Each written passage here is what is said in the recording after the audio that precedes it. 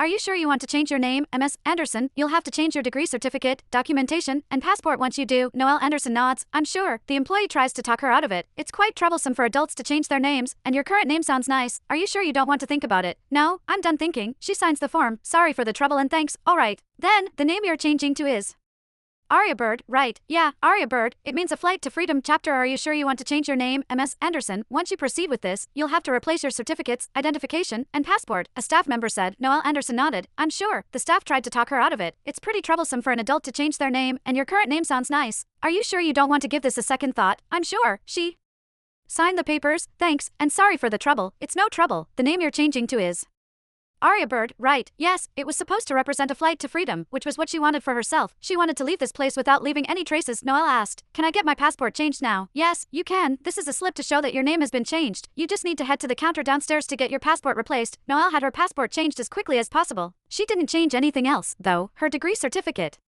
identification, and others. She was going to leave in a week with her new passport, so she would leave her old identity behind. She didn't need it anymore. As she left the building with her new passport, she saw Holston City's landmark building. A huge screen on the building's facade was playing a video of an exclusive interview with Prestige Corporation CEO, Sean Pitt.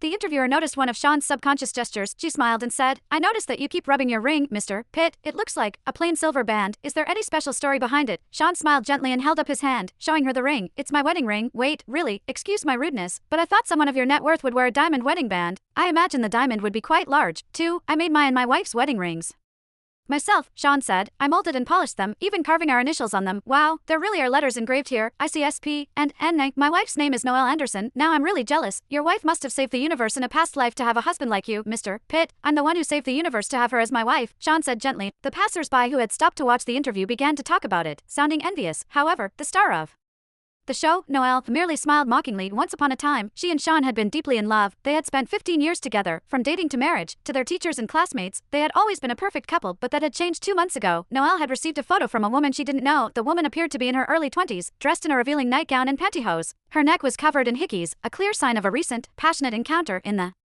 photo, she made a peace sign in the mirror, and she had a silver ring on her index finger. It was a little too large for her and seemed like it was meant for a man. Engraved on it was a row of letters, SP and N. Not long after, Noelle spotted the woman at Sean's office. Her name was Jessica Slater, and she was 21 years old. She was Sean's new personal assistant. Noelle had to admit, her mind had gone blank at that moment. She wanted to charge into Sean's office to ask him whether a personal assistant's job scope covered sleeping with him. However, she'd decided against it. The photo Jessica had sent her said everything she needed to know. Noelle left amid the envious exclamations from the crowd and headed to a jewelry store. Her heart hurt as she slipped her wedding band off her ring finger. Is there any jewelry you would like to alter, miss? A staff member asked politely. Melt this ring for me, please.